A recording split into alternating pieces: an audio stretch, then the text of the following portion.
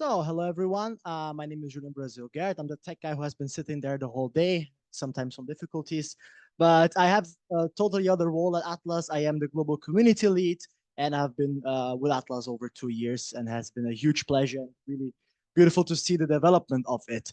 That's a little bit about me. Let's go directly to the points. We're going to do a little session, more interactive with everyone. Everyone will be participating here. I think everyone's also passing the slides, right? More closer there? Oh, yeah, it's better. Okay. What would this consultations be about? We're going to try to figure out how we can build a global new coalition for freedom. Of course, it's a very complicated topic. It's easy to say, right? But we'll try to find some solutions here today, everyone, that maybe can be practical and can eventually change the world. Exactly. Before we split into the groups, we will hear from the experts. Some of them already were here. We will split you in groups. I don't know if you've seen, but we have a lot of tables here, chairs. They will be split in groups. People at home too, you will also be split in groups. Then we'll work together to find potential solutions. Then you don't need to be afraid. You don't need to be an expert in the topic. It's okay if you don't know much about it. It's important just for you to give your opinion and what you think. Maybe you're an expert about it. Your input will be very valuable for us. We have already done many consultations before, so don't worry. We will guide you throughout the whole session. And then the end, the objective will be for us to come with concrete solutions on how to build a global coalition for freedom. There are a couple of rules. So, of course, this is obvious, but I think I should mention it. Be respectful and listen to each other, right? Don't try to be provocative or sarcastic or try to humiliate people. That happens sometimes. And come up with solutions that can be applied in the real world, right? Not some imaginary stuff from games that sometimes I imagine.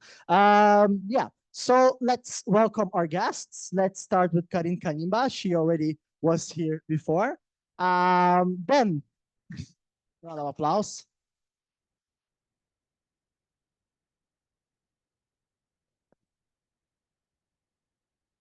Yeah, it's in Portuguese, I'm sorry. What do you need? You okay? Okay. Then George Katrougalos, I hope I pronounced it right. Welcome again. And then we have a new guest, Maura Gancitano. She's a philosopher and a founder of Tlon. Welcome. So, dear guests, my question to you is, how can we create a global coalition for freedom? Please give your input. We'll be doing this. Yeah. Yes, Maura, you can start. Yeah. It's my turn. Okay. Okay. Good afternoon to you all. It's an honor to me to participate in this conversation. Excuse me if I'm not here with you, because this topic interrogates me because it's so. I must begin by confessing a deep disquiet that has accompanied my reflections in preparation for this speech. I guess you all are so disquiet like me, because as I contemplate our shared European landscape and the broader geopolitical fractures widening across our world, I find myself haunted by echoes of the 20th century's darkest nightmares. The specters we once believed consigned to historical memory, authoritarianism, resurgence, the fragmentation of international cooperation, now reappear with disturbing familiarity, yet clothed in contemporary guise. We in Europe seem suspended in a state of paralyzing ambivalence, neither fully acknowledging these emerging shadows, nor mobilizing the collective imagination necessary to chart alternative trajectories. Our political institutions appear increasingly allowed of transformative potential, while our shared cultural narratives struggle to articulate a vision beyond crisis management and nostalgic retreats into illusory securities. It is precisely this context that lends today's conversation, I think, its urgency. Because for what we are discussing is not merely an academic exercise in institutional design, but a vital interrogation of how we might construct a global coalition for freedom that transcends mere conceptual architecture to become a living, transformative organism, one capable of addressing the profound challenges resurging in our historical moment. So for me, it is important to begin with this reflection, with this statement. Freedom manifests as a horizon that perpetually recedes as we advance toward it. It's not an acquired possession, but a permanent tension, a field of forces where political, cultural, existential dimensions converge and collide. Today, we find ourselves in a liminal space of history where previous configurations of freedom reveal their limitations, while new possibilities struggle to emerge from the fabric, the social fabric of the present. So I would like my speech is about a few minutes. So, but I would like to propose a reflection of we might imagine this coalition through three interwoven perspectives. The first is about freedom and collective narrative, because freedom is not merely a political concept or a juridical concept, but it's a narrative process that takes from through shared stories, metaphors, images that become part of the collective imaginary. Consider the great moments of social transformation. They were made possible not only through political programs, but through narratives capable of awakening collective desires. And yet we inhabit an era of narrative fragmentation. The great narratives of the 20th century have disintegrated, giving way to a multiplicity of stories that often fail to dialogue with one another, developing in parallel universes, in informational bubbles that rarely intersect. This fragmentation profoundly affects the very possibility of imagining a global coalition. How do we construct a planetary we when our perceptions of reality diverge so radically? So the challenge lies in the patient weaving of narratives that can resonate beyond cultural, geographical, and political boundaries. This is not about imposing a new great narrative, but it's about to creating conditions for dialogue between different stories, for the emergence of a narrative fabric to contain plurality without dissolving it. A global coalition for freedom should first be a narrative laboratory, a space where different visions of freedom can meet, contaminate, and transform one another. This means rethinking the relationship between the universal and the particular. Not the universal at erasure of differences like cancel culture, but as a space of translation between different words, as the search for a common language that does not erase the plurality of languages. So what stories of freedom can resonate across diverse cultural contexts? How might we construct narratives that speak simultaneously to the universal human condition and to historical and cultural particularities? This question is so important because it's not a conceptual abstraction, but is a living organism that had to mobilizing desires and imaginaries. And this is the second point of my speech. It's about the role of philosophy and pedagogy for freedom. Because freedom has to materialize beyond formal dimensions, and it requires a continuous exercise of critical thinking, an ability to navigate complexity without reducing it to simplified formulas.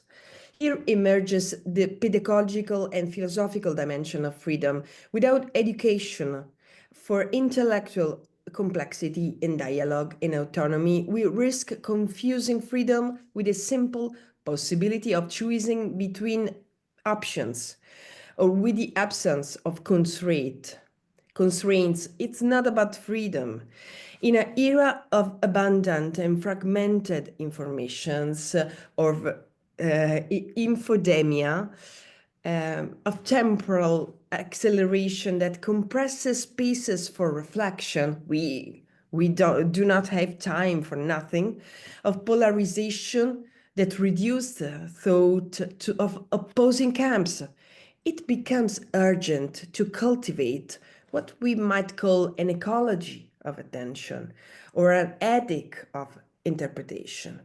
The ecology of attention concerns our capacity to direct consciously our attention, to create sustainable rhythms of relation with information. It's about work, the atmosphere in the workplace, the lives of people in Europe. It's about to resist the imperative of immediate reactions to preserve spaces for reflection. It's about utopia, but it is important. And the ethics of interpretation, meanwhile, concerns our responsibility in attributing meanings to the word, in seeking partial but not arbitrary truths, in recognizing complexity without dissolving into a relativism that leaves the search of understanding. So it's about to interrogate how to cultivate this capacity, and philosophy and pedagogy are so important for do that. And this is about the third point of my speech. It's about hypocrisy. Because one of the most subtle risks of our time is what we might define as hypocrisy. It's a system in which people's attention is continuously captured, stimulated, fragmented, but rarely channeled toward processes of authentic democratic participation. It's a form of governance that operates not primarily through coercion, but through the manipulation of attention and desire and emotions and perceptions. I think it's not so necessary to specify who at this moment holds the power of this narrative. So digital technologies have multiplied possibilities for expression, connection, and access to information. But they have also created new forms of passivity. The illusion of participation, the quick gesture that creates the impression of action without really modifying power relations, is one of the greatest pitfalls for those who wish to build a global coalition for freedom. So how do we overcome this hypocrisy? The coalition, I imagine, should be a laboratory for new forms of participation that transcends both the elitism of traditional international organizations and the superficiality of many forms of digital activism. We can draw inspiration from experiences such as civic assemblies, citizens' parliaments, platforms for deliberative democracy. The challenge is to create spaces where people are not merely consulted or called to express opinions, but can directly contribute to decisions through structured processes of collective deliberations. So spaces that cultivate the art of active listening, authentic dialogue, the search for shared solutions that are not simple compromises between pre-existing positions, but creative emergences from the confrontations of different perspectives. This requires a profound rethinking of the temporalities of democratic participation against the acceleration that it's so huge and important in our world. In 1979, Jean-François Lyotard wrote this book. It's the postmodern condition. I think you know it very well. And in this book, he had already told us that the great meta-narratives, the great stories of the past no longer worked. But this would open the way to other modalities, other practices, a new form of sensibility and connection through people. We are still in this condition, what he called the postmodern condition. And I was born in a small village in Sicily, and for a long time, in my childhood, in my, I think in my 20s, I felt cut off from decision-making processes because Europe, in my vision, in my scenario, was elsewhere, not where I lived. My village was not in Europe. Europe was elsewhere. Maybe also Italy was elsewhere. This is how so many people in Europe felt and still feel, and this is so important to me.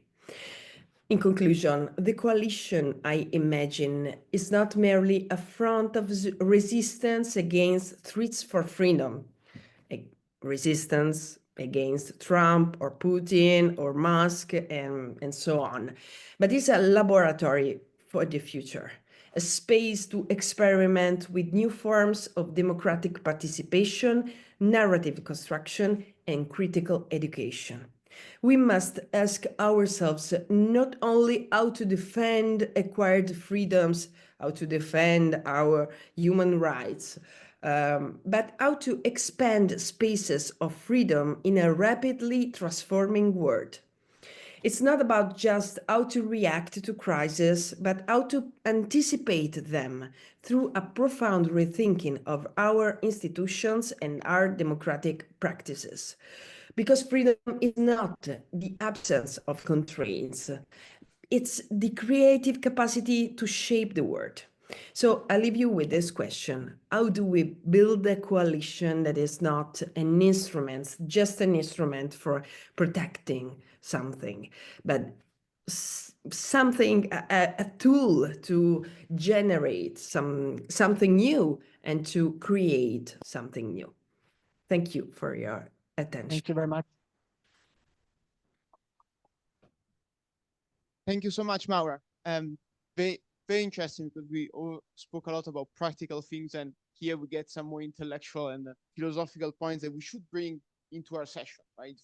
It's true, we can not only think about how to defend, but how to generate something better. I also want to jump in before the other two experts, just to say, so to reiterate, we're going to have roughly an hour where first we're going to understand the problems we are facing with freedom. And you heard them a lot. I mean, if you already formed quite a bit right now.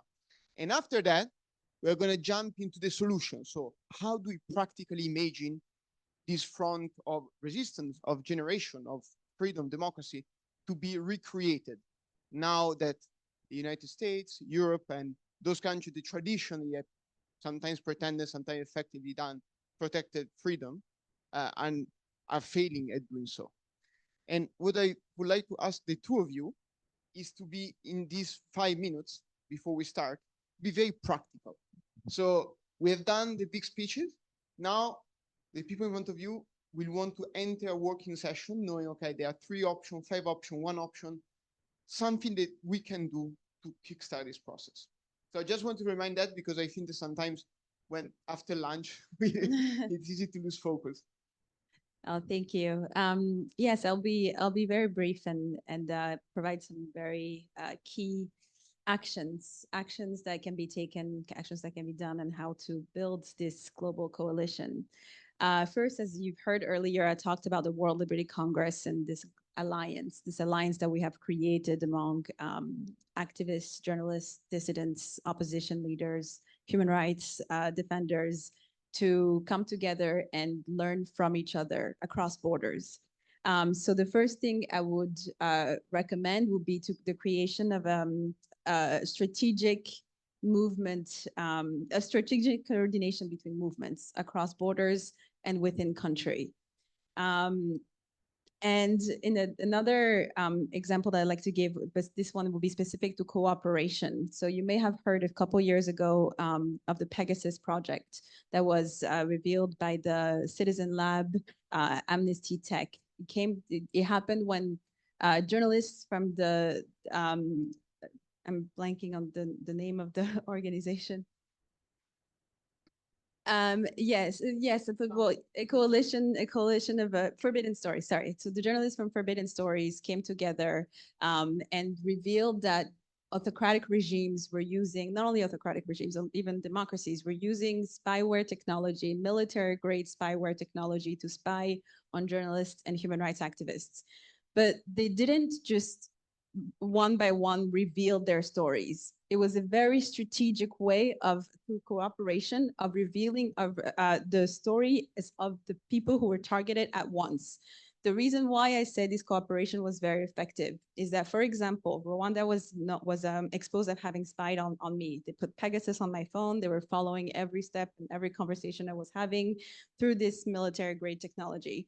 Had one of these papers come out first and said, oh, we know that the government of Rwanda is spying on Carine Kanimba, the government of Rwanda would have come out and said, oh, that's not true. These journalists are against us. They're making up lies. They would have attacked this one organization or two organizations and really broken down their entire argument in a way that they could not have, they would have almost lost credibility.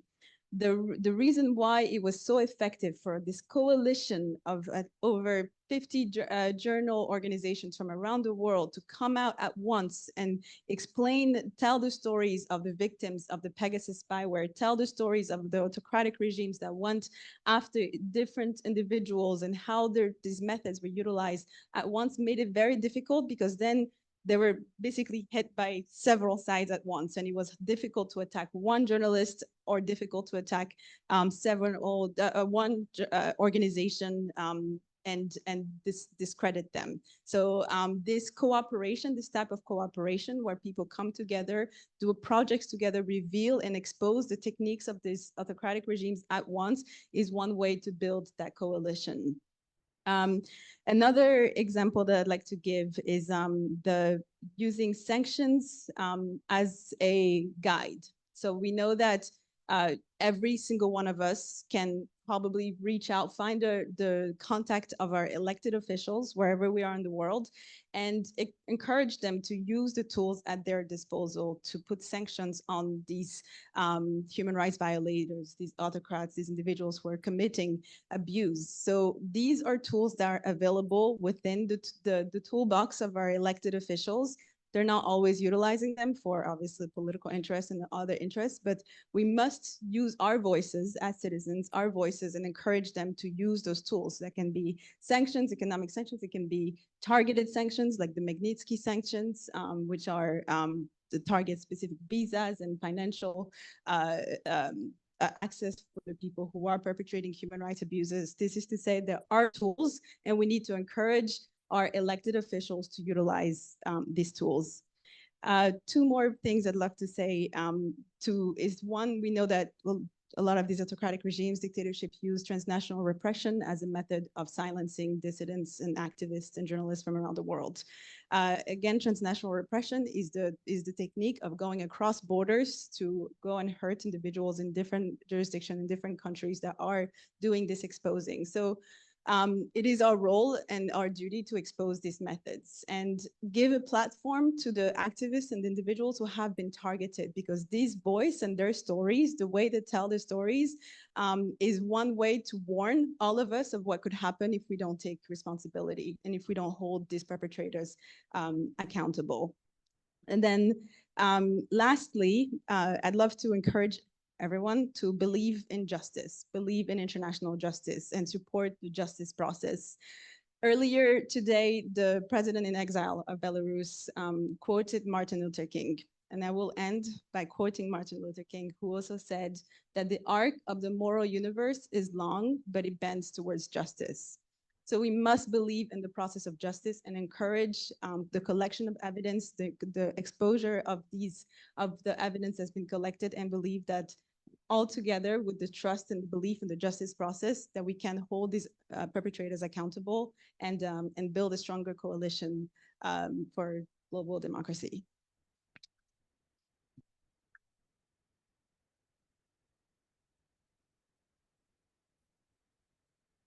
Well, I'm going to proceed to some practical proposals, but first I would like to build a little upon some important concepts that Laura has introduced. First of them is that freedom is not just freedom from coercion, personal freedom. It is also freedom from need. Roosevelt, famously, in 1941, has spoken in his Four Freedoms speech about the freedom from need, and even more essentially, the freedom from fear. In the jargon of the United Nations, this is called the indivisibility of civil, political, social rights. But Bertrand Russell, the famous mathematician and peace activist, when he gave his speech before receiving the Nobel laureate for prize, has put it in better words. He has said, if you have to choose between democracy and a sack of grain or a loaf of bread, there is only one factor which is going to determine the decision: how hungry you are. Why I mention that? I believe, like Laura, that we need a narrative. But narratives, in order to be effective, need to be based on commonality of interests. And the good news here is that we represent a vast majority around this commonality of interests. I have spoken to you in the morning regarding the North-South divide. The vast majority of the world is outside our, let's say, island of wealth. But within this island of wealth, the big majorities of our societies are not rich, are not affluent, quite the contrary. My generation believes that your generation is going to be much worse off. And unfortunately, your generation believes the same. The inequalities do not exist just between North and South, but are now explosive within our societies. And that's why we have the rise of the right populism. It is not the root cause, it is the symptom of the disease that our democracies have. Why this is reason for optimism? Exactly because we are the big majority that it is harmed by the policies applied to all of us. There is a nice saying at the United Nations Development Program that there is a North in the South, meaning that even in the South there are elites which are exploiting and extracting national resources. But on the contrary, there is also a South in the North, practically all of us, the 99% of the population. And what is inequalities are obvious why they're happening, because we implement policies that undermine the welfare state. They favor just the 1% of the population. Pay attention now to how that reflects in the institutions. We usually speak about illiberal democracies, Hungary, Turkey, where elections function, but rights do not function. We have, and it is now a permanent phenomenon in our Western societies the quite inverse idol, undemocratic liberalism. Economic rights work, but democracy in the sense that majorities can change essential parts of the economic policy do not work.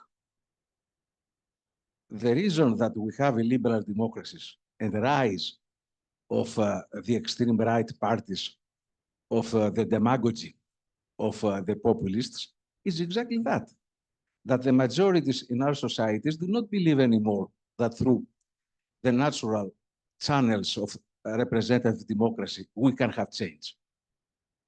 And what is the response then? Globally, the response is one of solidarity with the global South. That means, for instance, regarding the migrant issue, where we have the interface between us and them, realize how this is a human rights issue, but it's also a democratic issue. Regarding what we are doing in our societies, direct democracy is absolutely necessary. We have heard examples like let's say, the popular assemblies. We had examples in Iceland, Ireland. It is not enough. Why it is not enough? Because when we have consultation, the best result we can have is us being heard. It is not enough. We need action in order to be transformative in any kind of politics. So direct democracy must mean also direct public struggle upon concrete issues. Privatization of water. What we are doing here in Atlas, a more abstract idea, but still can mobilize people. This is not utopian. Ideas can become a material force when they are going down to the masses and when they are associated to real interests. I would like to finish this small, let's say, speech of mine with a historical anecdote, which underscores what I said about the unity of interests. You know that Haiti was the first nation in Latin America that liberated themselves, and the first Black nation which has become independent. During the Haitian Revolution, Napoleon has sent to fight against the revolutionaries, besides French troops, a brigade of Polish troops from Poland. The Polish have deserted, and they have joined the Black revolutionaries. In order to honor them, when the revolution became victorious, the president of Haiti has called them as a title of honor, "You, the white Negroes of Europe." We are in a situation that the big majorities in our societies are now the white Negroes of the global South. And that's a reason of optimism, exactly because we are the 99%. Thank you.